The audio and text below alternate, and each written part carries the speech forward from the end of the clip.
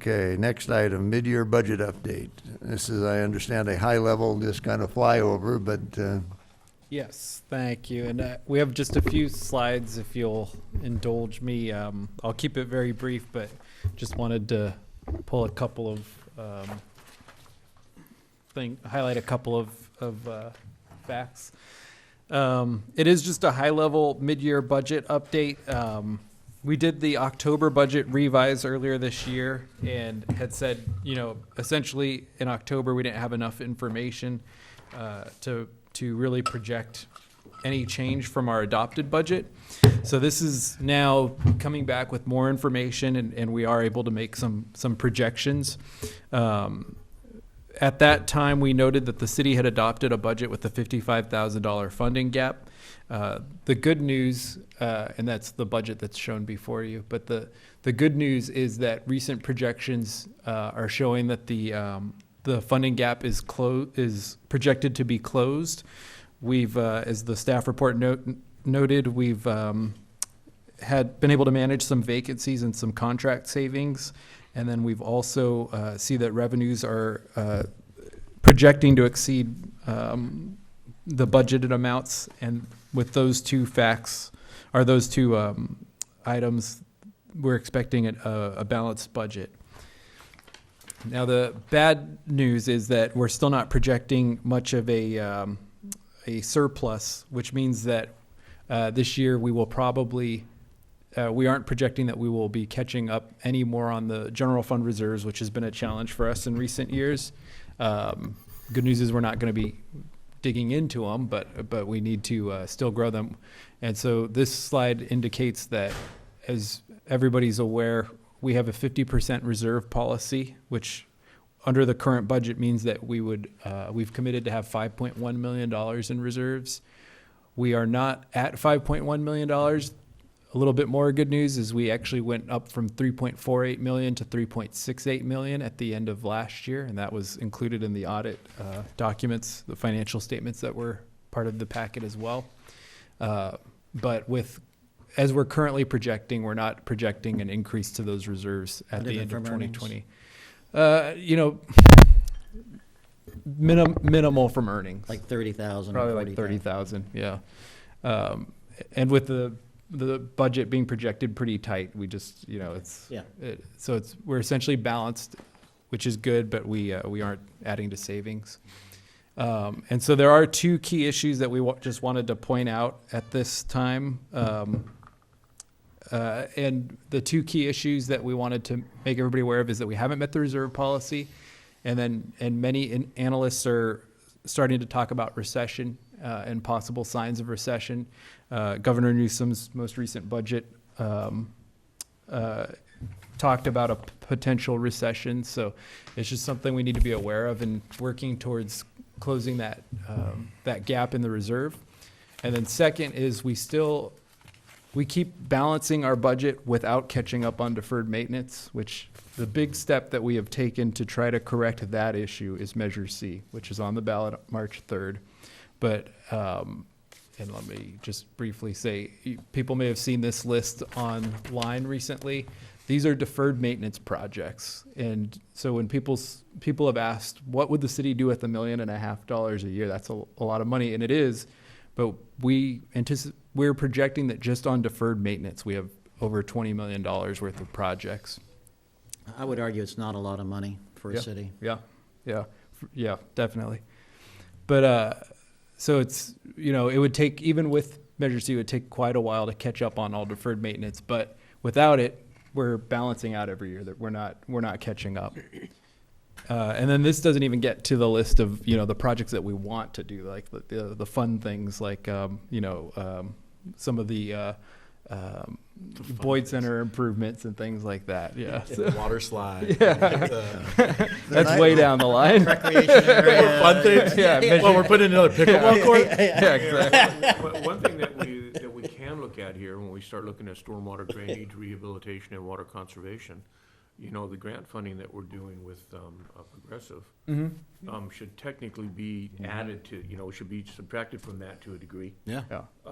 So it's good point, it's Randy. a small number, but still it's significant. Yeah.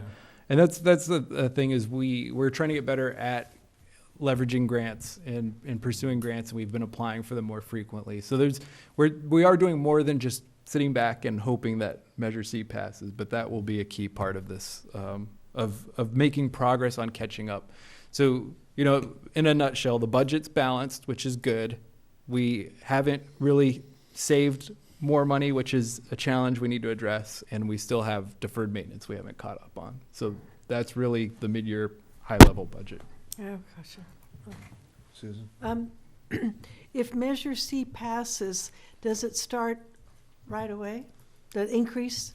When, could you just clarify that? I believe it starts 30 days after results are ratified, but I think the new state rule is 10 days, but 10 days. And then there's always a bit of a, then there's accounting a delay, catch-up 'cause period. it's gotta be a month that they because collect it before. the we get it. hotels, I believe, pay quarterly, Of course. so there's a bit of a catch-up process. But certainly by Q3 of this year, if it passes with the voters' approval, we'll see additional funding. Okay, thank you.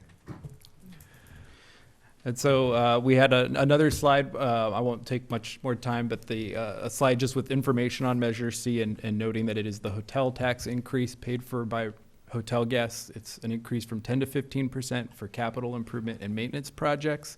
It's on the ballot March 3rd. And with that, that's the end of the presentation. Bill? The question slide. Thank you very much. A lot of it is going to, a lot of further discussions will happen after we find out what the voters decide, whether they have confidence in our stewardship of their funds, or the visitor funds. I just want to caution something to please keep an eye on. Informed opinion generally states that the fatalities in China are dramatically understated, that the scope of this pandemic is much wider than the Chinese government is allowing to be understood by the rest of the world.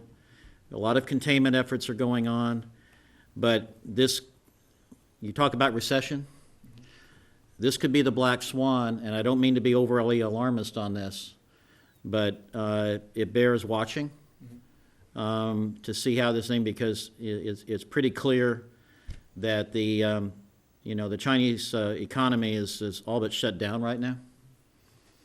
And we need to just keep aware, cognizant, and watchful of developments in that respect. And then the points that I like to make is the invisible debt that local governments have. One is through deferred maintenance. One is the unfunded liabilities of things such as pension costs, although we're doing pretty well at sort of holding the line on those things, but it's still out there. And then you have the increase in cost of goods every year as a percentage of operating costs and labor. And so we should be looking at the percentages as opposed to just the dollars, because I think one of the good decisions we made as a council was to take the cash that came in from the old redevelopment agency that was really repaying the taxpayers who loaned the money to the agency. So that cash is in our reserve now. That's dollars to be spent, but it was already there as an asset on the books. And so we converted a receivable, something we expected to get, into cash.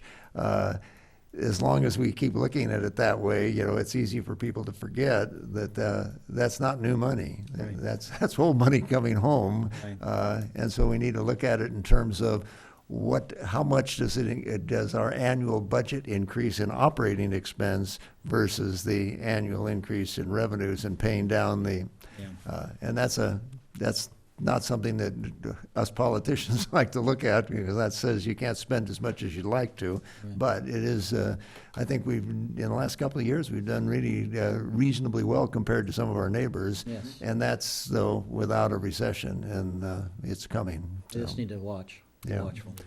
Yeah, Well, things Bill, like I didn't know where national- you were going with the coronavirus thing in the budget item, but now you tied it all together. I'm just, Yeah, when he started, I thought he was going to ask to put money yeah, into was the the- health budget. I'm just worried about the impact on Very the good revenue point. side. Hey, there's the macro level of things. That's how it works. We need to be prepared. We did get a kind of an alert that they think it will impact every country's budget, Yeah. economy. So. There's, it is, and